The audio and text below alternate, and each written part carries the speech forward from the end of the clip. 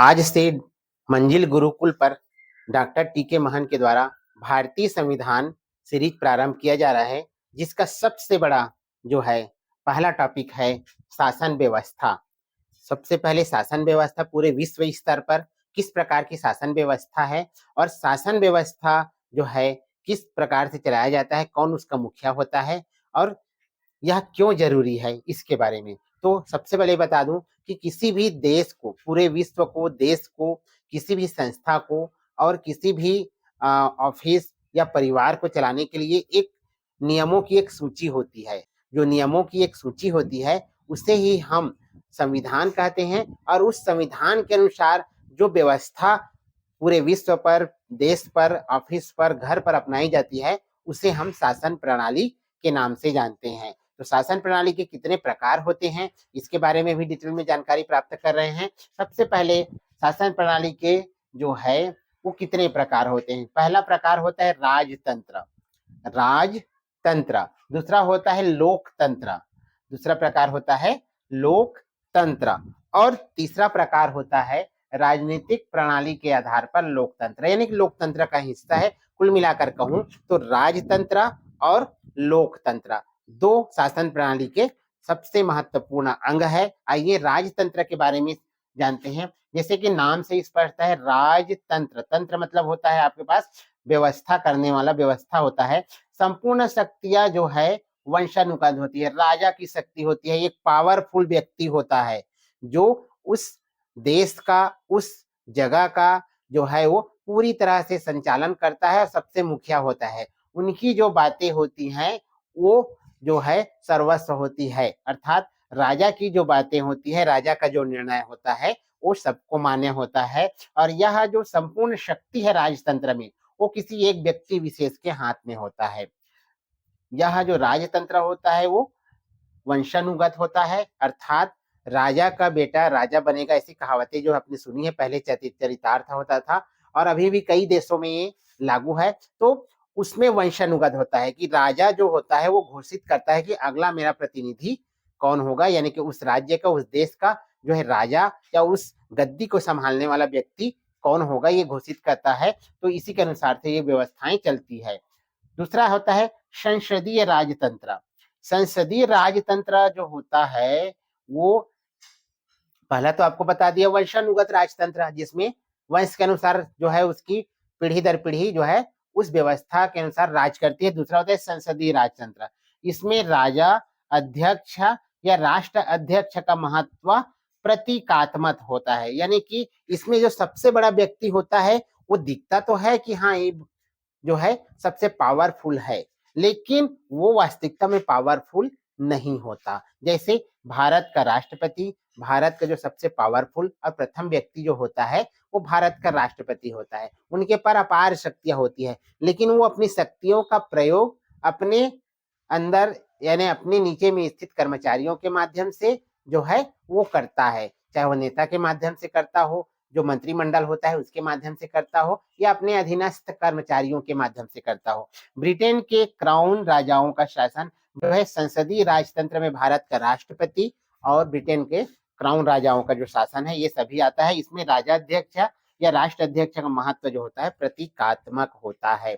आइए इसके बारे में अब बताते हैं कि राजतंत्र के बाद में दूसरा टॉपिक है लोकतंत्र। लोकतंत्र की अगर हम शुरुआत करते हैं तो बहुत पहले यूनान में 500 ईसा पूर्व ऐसा माना जाता है।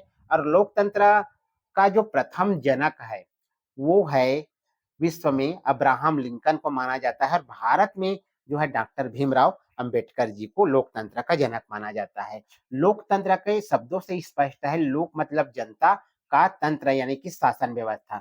जो शासन व्यवस्था जनता के द्वारा जो है चलाई जाती है, यानी कि जिसमें पावर जो है जनता के हाथों में होता है और उसमें नियमों की बदलाव करने की शक्ति भी जनता के पास होती है, ऐसी व्यवस्थाओं को, ऐसी तंत्र को जो है लोकतंत्र के नाम से जाना जाता है।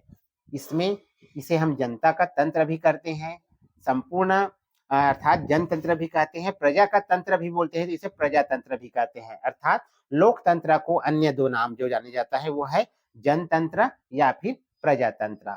अब अगर हम लोकतंत्र में जो पूरा पावर होता है वो जनता में निहित होती है। अगर हम इसको जनता और शासन के संपर्क के आधार पर अगर हम करते हैं तो लोकतंत्र जो होता है वो दो प्रकार के होता है। एक तो होता है प्रत्यक्ष लोकतंत्र और दूसरा होता है अप्रत्यक्ष लोकतंत्र। तो प्रत्यक्ष लोकतंत्र में जैसे डायरेक्ट जो है इसमें क्या होता है, कानून व्यवस्था में बदलाव का जो अधिकार होता है वो डायरेक्ट जनता को होती है। अर्थात हम ये कह सकते हैं कि इसमें जनता एक जगह इकट्ठा होती है और इकट्ठा होते उस कानून व्यवस्था के बारे में चर्चा होता है और चर्चा होने के पश्चात जो है जो आम सहमति बनती है जिसमें बहुमत ज्यादा होता है उसे मान्य किया जाता है और इस प्रकार से जो है यह जो प्रत्यक्ष लोकतंत्र का व्यवस्था चलता है। ऐसे क्या होता है, ये बड़े बड़े देशों में पॉसिबल नहीं हो सकता, लेकिन छोटे छोटे देशों में जो है ये पॉसिबल है।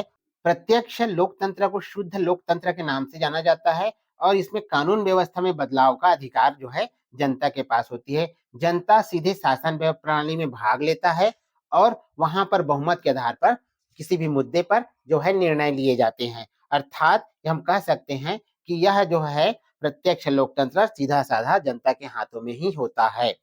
स्विट्जरलैंड एक ऐसा देश है जहां पर प्रत्यक्ष लोकतंत्र है, क्योंकि जहां जनसंख्या कम होती है वहां पर ऐसा पॉसिबल है और ये व्यवस्था अपनाई जा सकती है। अप्रत्यक्ष लोकतंत्र क्या होता है, ये बड़े बड़े देशों में लागू होता है।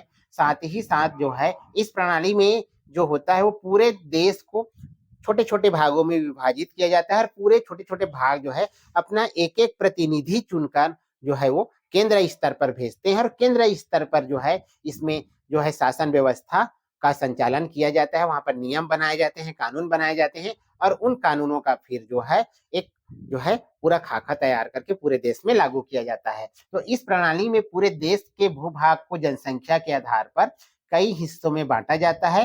प्रत्येक भूभाग अपना प्रतिनिधि अर्थात पंच से लेकर सांसद विधायक तक चुनते हैं। जनता द्वारा प्रत्यक्ष चुने गए प्रतिनिधि मिलकर शासन व्यवस्था का संचालन करते हैं। जैसे अगर मैं बात करूं तो भारत जो है एक अप्रत्यक्ष लोकतंत्र है, क्योंकि यहाँ पर प्रत्येक भूभाग से एक प्रतिनिधि विधायक सांसद जाते हैं और वहां पर वो मिलकर सरकार बनाते हैं और सरकार के द्वारा नियमों का जो है संचार जो है नियम बनाया जाता है, कानून बनाया जाता है, व्यवस्था बनाई जाती है और उसके हिसाब से पूरे देश पर उस व्यवस्था को लागू किया जाता है। इसमें प्रतिनिधि लोकतंत्र का अनुसरण करता है। भारत एक संप्रभु, समाजवादी, पंथ निरपेक्ष, लोकतांत्रिक गणराज्य है और यहाँ पर प्रतिनिधि लोकतंत्र का शरण करता है, अनुसरण करता है, इसलिए भारत में जो है अप्रत्यक्ष लोकतंत्र है। अब अगर हम बात करते हैं कि लोकतंत्र में क्या विशेषताएं हैं, तो लोकतंत्र की जो सबसे बड़ी व्यवस्था है या विशेषताएं हैं वो होती है कानून व्यवस्थाएं। संविधान जिसके हिसाब से कानून व्यवस्थाएं बनती है, स्वाधीनता होती है और समानता होती है, मताधिकार होती है, सबको मत देने का अधिकार होता है, भेदभाव बिल्कुल भी नहीं किया जाता और एक व्यक्ति चाहे कितना भी पावरफुल क्यों ना हो उसका वोट का वैल्यू एक ही होता है।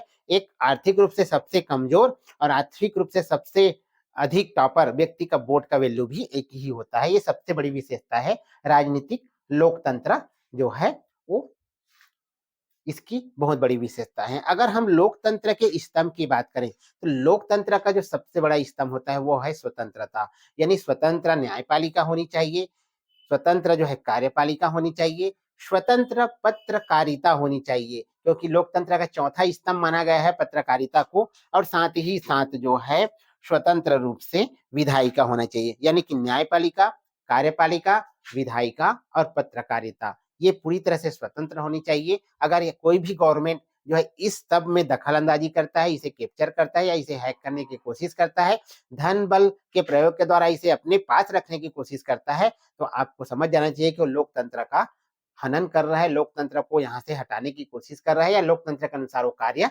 नहीं करना चाहता। तो इस प्रकार से लोकतंत्र की जो सबसे बड़ी विशेषता है वो स्वतंत्र न्यायपालिका, कार्यपालिका, विधायिका और पत्रकारिता है। इसके साथ साथ कुछ और हम देख लेते हैं, जैसे राजनीतिक प्रणाली के आधार पर लोकतंत्र, तो संसदीय लोकतंत्र हम भारत में कहेंगे और दुनिया का जो सबसे पुराना संसदीय लोकतंत्र है वो आइसलैंड है जो 1944 में जो है बना। अब अगर अध्यक्षीय लोकतंत्र की बात करें तो अमेरिका में अध्यक्षीय लोकतंत्र है। अगर हम समाजवादी लोकतंत्र की बात करें तो चाइना जो है समाजवादी लोकतंत्र अपनाता है। तो इस प्रकार से मंजिल गुरुकुल के पहले भाग में मैंने शासन व्यवस्था के बारे में डिटेल में जानकारी दिया गया है। इसमें भारतीय संविधान के एक-एक टॉपिक का जो है वो डिटेल में चर्चा किया जाएगा और पूरे पूरे संविधान के बारे में जानकारी प्रत्येक भारतीय नागरिक तक पहुंचाने का जो लक्ष्य है, हमने टारगेट रखा है, वो आप सब के सब्सक्राइब से और आप सब जो है इन्हें अधिक से अधिक तक शेयर करेंगे, तब ये जो है पूरे व्यक्तियों के पास पहुंचेगा।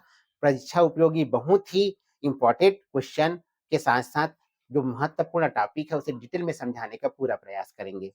धन्यवाद। जय भारत, जय संविधान।